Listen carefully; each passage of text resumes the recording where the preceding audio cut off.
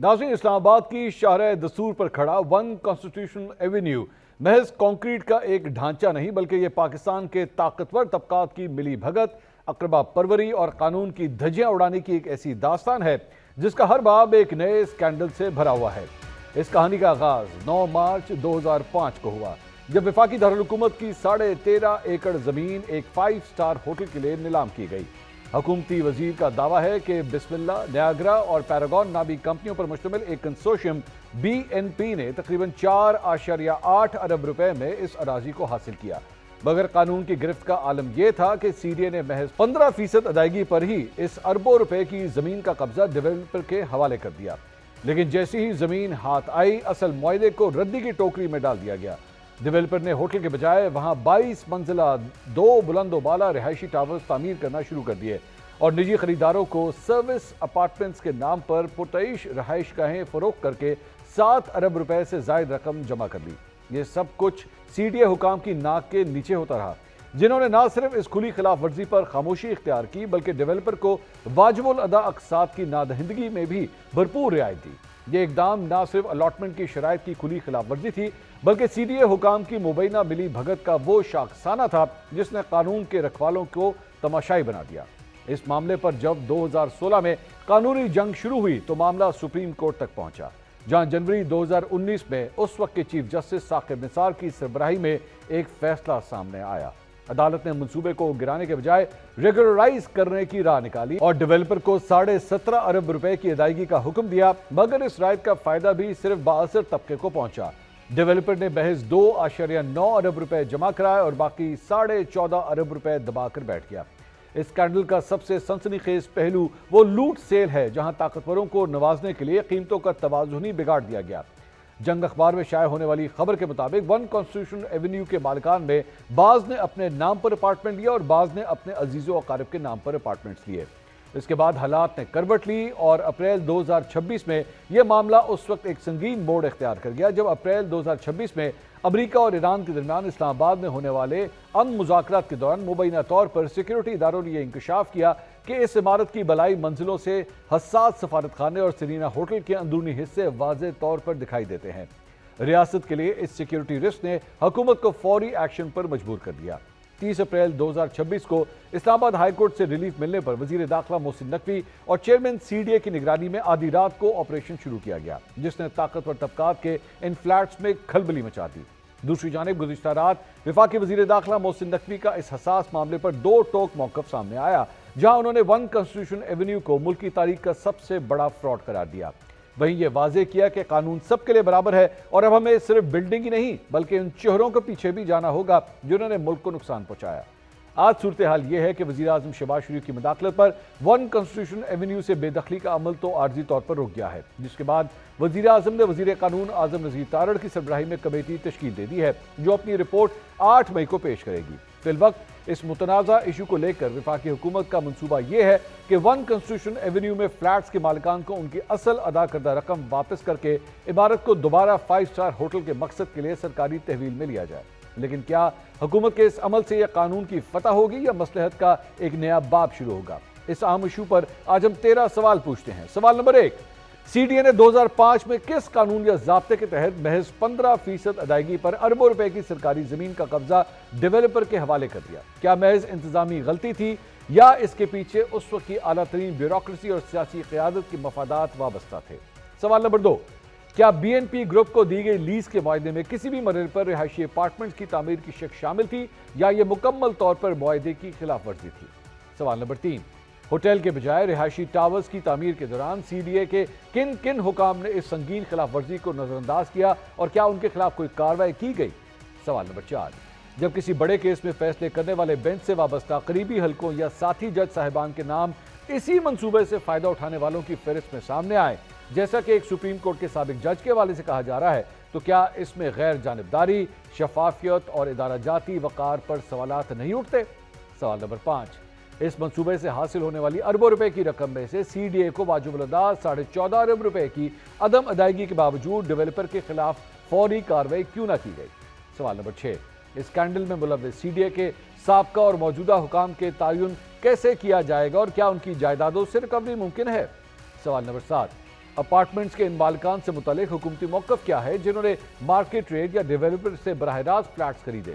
قانون کی نظر میں ان کی کیا حیثیت ہے؟ کیا ان تمام خریداروں کے مالی لین دین کی شفاف تحقیقات ہونی چاہیے؟ سوال نمبر 8، 1 کنسٹیٹیوشن ایونیو میں فلیٹس کے مالکان کو حکومت کی جانب سے اصل قیمت واپس کرنے کا فیصلہ کیا متاثرین کے لیے کافی ہے یا انہیں مارکیٹ ریٹ کے حساب سے مزید معاوضہ ملنا چاہیے؟ سوال نمبر 9، کیا حکومت شہریوں کو معاوضہ دینے کے لیے سرکاری خزانہ استعمال کرے گی؟ کیا ڈیولپر کی اپنی جائیدادیں نیلام کر کے یہ رقم وصول نہیں کی جا سکتی؟ سوال نمبر 10، حکومت 1 کنسٹیٹیوشن ایونیو کو سیکیورٹی رسک قرار دے رہی ہے، اگر یہ عمارت سیکیورٹی رسک ہے تو اسے دوبارہ 5 اسٹار ہوٹل میں تبدیل کرنے سے یہ خطرہ کیسے ٹل جائے گا؟ کیا ہوٹل کے مہمان سیکیورٹی کے لیے خطرہ نہیں ہوں گے یا پھر یہ عمارت مکمل طور پر گرا دی جائے گی؟ سوال نمبر 11، 21 سال تک یہ عمارت سیکیورٹی اداروں کو نظر کیوں نہیں آئی؟ کیا اپریل 2026 میں امریکہ اور ایران کے مذاکرات صرف ایک بہانہ ہے یا واقعی یہ عمارت ریاست کے لیے سیکیورٹی رسک بن چکی ہے؟ سوال نمبر 12، اسلام آباد میں غریبوں کی کچی بستیاں اور کراچی میں نسلہ ٹاور جیسے منصوبے گرا دیے جاتے ہیں مگر 1 کنسٹیٹیوشن ایونیو کو عدالتوں کی جانب سے ریگولرائز کر دیا جاتا ہے، کیا پاکستان میں قانون کی تشریح چہرہ دیکھ کر کی جاتی ہے؟ سوال نمبر 13، کیا 1 کنسٹیٹیوشن ایونیو کا کیس پاکستان میں طاقتور اشرافیہ کے لیے قانون کی برابری کا ایک حتمی امتحان ثابت ہوگا یا یہ بھی ماضی کی طرح ایک اور ادھوری کہانی رہ جائے گا؟ ان تمام سوالات کے جوابات حاصل کرنے کی کوشش کریں گے۔ ہمارے ساتھ موجود ہے مسلم لیگ نون کے رہنما حذیفہ رحمان صاحب، ہمیں جوائن کر رہے ہیں۔ ترجمان خیبر پختونخوا حکومت شفیع اللہ جان صاحب، پاکستان تحریک انصاف سے ان کا تعلق ہے۔ سینئر صحافی تجزیہ کار منیف فاروق صاحب بھی آج ہمارے ساتھ شامل ہیں، بہت شکریہ آپ کا۔ حذیفہ صاحب، یہ 1 کنسٹیٹیوشن ایونیو کا جو معاملہ ہے یہ حکومت نے شروع تو کر دیا ہے، لیکن کیوں اس طرح لگ رہا ہے جیسے آپ لوگوں کو بھی جو ہے وہ ڈاؤٹس ہو رہے ہیں، سیکنڈ تھاٹس آ رہے ہیں کہ جناب یہ بہت بڑے بڑے نام اوبویسلی اس پورے پروجیکٹ کے ساتھ انوالوڈ ہیں، اس کا ارادہ کیا ہے آپ کا؟ مطلب ان سب کو کٹہرے میں لا کے کھڑا کرنا ہے یا یہ صرف ایک آغاز تھا، ایک دھمکی لگانی تھی اور اس کے بعد معاملہ ختم؟ جی بہت شکریہ خان صاحب، آپ کی مہربانی کہ آپ نے حکومت کا موقف جاننے کے لیے مجھے مدعو کیا۔ ممکن ہے اس معاملے پر ہمارے جو دیگر حکومت کے دوست ہیں، وزراء ہیں، ان کا اپنا ایک موقف ہو، لیکن ظاہر ہے چونکہ یہ عوامی مفاد عامہ سے جڑا ہوا ایک معاملہ ہے، میں خود بھی ایک لائر ہوں تو میں سمجھتا ہوں کہ ایک جو ہے وہ right decision has been done in a wrong way. تو بیسیکلی میں تو اس کا دفاع نہیں کروں گا کہ کیونکہ سول کو کبھی فوجداری نہیں کرنا چاہیے۔ ہم جو کہ پریکٹس کرتے ہیں تو اکثر اپنے کلائنٹس کو بھی یہی بتایا کرتے تھے کہ بھئی اگر آپ کا سول جھگڑا ہے تو آپ سے بڑا بیوقوف کوئی نہیں ہے کہ اس کو فوجداری میں کنورٹ کر دے۔ یعنی زمین کا جھگڑا ہے، بننے کا جھگڑا ہے، آپ اسے تھپڑ مار دیں، گولی چلا دیں، بازو توڑ دیں۔ تو مقصد کہنے کا یہ کہ عدالت نے ایک آرڈر کیا، اسلام آباد ہائی کورٹ نے بالکل درست آرڈر کیا، انٹیریئر منسٹر صاحب کا موقف اس پر بالکل ٹھیک ہے، لیکن یہ طریقہ میں سمجھتا ہوں کہ ہمارے جیسے معاشرے میں بالکل اپلائی نہیں ہونا چاہیے کہ 2-2.5 ہزار بندہ ایک ایسی بلڈنگ کو خالی کرانے پہنچ جائے جس کا already administrative control C D A کے پاس موجود ہے۔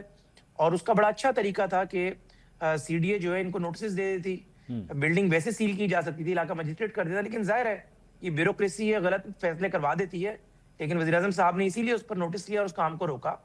اور اس کا یہ بھی ہرگز مطلب نہیں ہے کہ کوئی کانسٹیٹیوشن 1 والا جو کیس ہے وہ لیجیٹیمیٹ ہو گیا، اس میں ظاہر ہے بہت ساری چیزیں موجود ہیں، کیونکہ مجھے یاد ہے میں آج جب میں آفس آ رہا تھا 2014 میں، مجھے یاد آیا کہ میں نے اس وقت میر ابراہیم کو ایک فائل بھجوائی، یہ کانسٹیٹیوشن 1 کی تھی، اس وقت جو ایف آئی اے کے ڈائریکٹر تھے، he was very good friend of mine, انہوں نے مجھے فائل دی کہ یہ ایک بسم اللہ ڈیولپر کا کیس ہے، وہ ساری چیزیں جو آج یہ انرتھ ہو رہی ہیں۔ خیر یہ پھر اس کے بعد تو نیب نے بھی ٹیک اپ کیا، باقی لوگوں نے بھی کیا، کئی اور لوگوں نے بھی اس میں سٹوریز کی، یعنی کیس اپنی جگہ پر موجود ہے، لیکن میرے خیال سے بلا وجہ موقع دے دیا بہت سارے لوگوں کو حکومت پر انگلی اٹھانے کا یا مظلوم بننے کا۔ لیکن یہ بات ضرور ہے کہ اگر پبلک ایکسچیکر کے جو ہے وہ بلینز اور بلینز روپی پھنس جائیں اور سی ڈی اے جو ہے اس کو اگر ریکور کرنے کی طرف جا رہا ہے تو بالکل کرنا چاہیے، بٹ لیکن تھوڑا سا رستہ اگر بہتر انداز میں اپنا لیتے، کیونکہ آج کل دور ہے پرسیپشن کا، وہ کہتے ہیں پرسیپشن از مور امپورٹنٹ دین ریئلٹی۔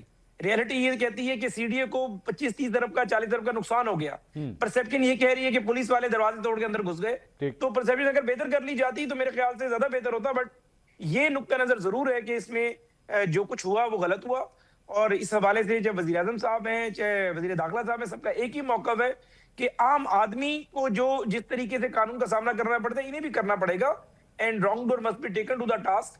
ٹی ایم صاحب نے جو ایک کمیٹی بنائی ہے وزیر قانون کی سربراہی میں، وہ یہ طے کرے گی کہ جن لوگوں کی ذرا انویسٹمنٹس ہیں، وہ ویسے تو اصول یہی ہوتا ہے کہ مشتری ہوشیار باش، جن لوگوں نے اپارٹمنٹس خریدے یہ سوچتے ہوئے کہ حیات ریجنسی کی بیسیکلی یہ لنک جو ہے وہ سروس اپارٹمنٹ کی بلڈنگ بننی تھی اور آپ نے اس کو جو ہے ریزیڈینشیل اپارٹمنٹ کی بلڈنگ میں کنورٹ کر دیا یا بنا دیا. وہ سارے پہلو ہیں، لیکن ظاہر ہے حکومت بڑا نرم گوشہ رکھتی ہے کہ 250-300 ایسے افراد جنہوں نے اس نیت سے لیا کہ ان کی ایک سرمایہ کاری ہے وہ بھی نہ ڈوبنے پائے.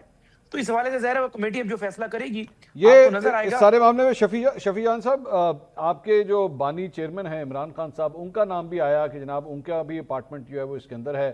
اور بھی ایک آپ کے ایک دو لوگ ہیں جو آپ کی پارٹی سے کنیکٹڈ ہیں.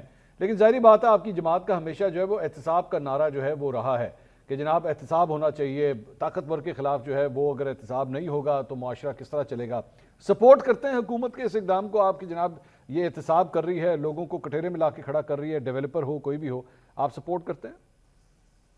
اور سب سے پہلے منصور صاحب آپ کا شکریہ. جہاں تک عمران خان صاحب کی بات ہے یا ہماری کسی رہنما کی یہاں پہ کوئی فلیٹ ہے تو وہ ان کے ایف بی آر کے گوشواروں میں شو ہو رہا ہے، وہ کوئی چھپایا نہیں گیا. پہلی بات. دوسری بات یہ ہے کہ مجھے تو یہ سمجھ نہیں آ رہی، یہ اکثر ہو رہا ہے، یہ صرف اسلام آباد کی بات نہیں ہے، میں پورے ملک کی بات کروں گا کہ جب بلڈنگ کڑی ہو جاتی ہے تب ان کو ہوش آ جاتا ہے. جب بلڈنگ بن رہی ہوتی ہے، آپ نے اکثر دیکھا ہوگا بلڈنگ بن جاتی ہے کراچی ہو یا اسلام آباد ہو تو تب جو اتھارٹیز ہے وہ حرکت میں آ جاتی ہے. پہلے تو اب سی ڈی اے کو کٹہرے میں کھڑا کرنا چاہیے. اگر کوئی بھی irregularity ہے تو پھر یہ بلڈنگ بنی کیوں، یہ بننے کیوں دیا گیا. دوسری بات، جب میں نے تھوڑی اس پہ معلومات کی تو مسئلہ جو ہے وہ بلڈر کے ساتھ چل رہا ہے گورنمنٹ کا.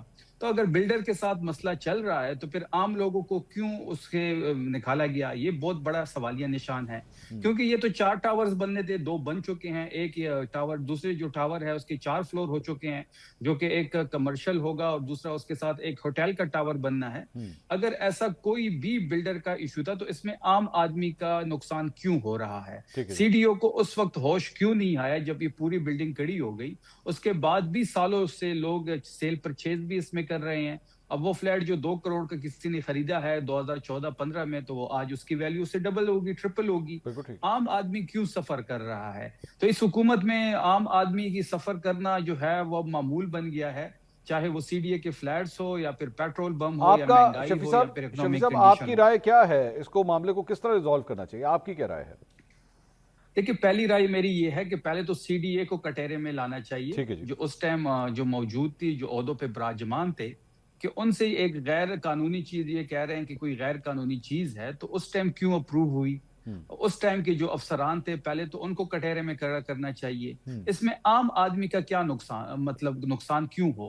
عام آدمی تو دیکھ رہا ہے کہ ایک چیز بن رہی ہے، اس میں وہ انویسٹمنٹ کرتا ہے، وہ یہ بھی دیکھتا ہے کہ سی ڈی اے سے سرٹیفائیڈ ہے، منظور شدہ ہے.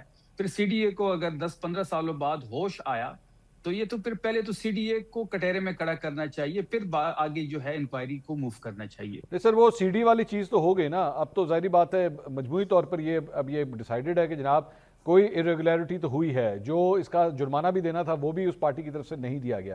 اب آگے کیا کریں؟ اس طرح تو پھر ظاہری بات ہے غریب آدمی جو مثال کے طور پر جس کا ایک چھوٹا سا 5 مرلے کا 3 مرلے کا گھر ہے اور وہ بھی غیر قانونی طور پہ بنتا ہے، ہو سکتا ہے اس کو بھی کئی سال ہو چکے ہوں، جب وہ گرانے کے لیے آئیں گے تو وہ بھی کہے گا جناب میں تو اتنے سالوں سے بیٹھا ہوں، میرا آپ یہ گھر کس طرح گرا سکتے ہیں؟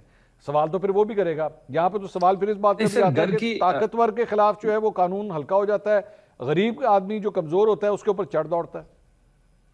دیکھیے، گھر کا اور جو اپارٹمنٹس ہے اس کا ذرا ڈفرینس یہ ہے کہ گھر کی جو پراپرٹی ہوتی ہے وہ آنر ہی ہوتا ہے جو اس میں رہ رہا ہوتا ہے. اچھا جی. اب جو اس قسم کے جو اپارٹمنٹس بنتے ہیں تو بلڈر کوئی اور ہوتا ہے. پھر یہ جو بلڈر ہے وہ سی ڈی اے سے let suppose C D A ہو یا پھر ایل ڈی او سے سرٹیفائیڈ ہو، سرٹیفکیٹس بھی لے لیتا ہے، اپروو بھی ہو جاتا ہے. پھر عام آدمی تو یہ سوچتا ہے کہ ایک پروجیکٹ ہے جو سی ڈی اے سے سرٹیفائیڈ ہے، سی ڈی اے نے اس کو لیٹر دیا ہوا ہے، وہاں سے منظور شدہ ہے، تو اس میں وہ انویسٹمنٹ کر لیتا ہے. بعد میں اگر بلڈر کے ساتھ تو اس ادارے کا کوئی مسئلہ آ جاتا ہے تو اس میں عام آدمی کا تو کوئی قصور نہیں ہے جو اس میں خریداری کرتا ہے یا جو اس میں انویسٹمنٹ کرتا ہے. عام آدمی بیچارہ وہ تو بیچارہ وکٹم ہے اس کے اندر. بالکل ٹھیک ہے.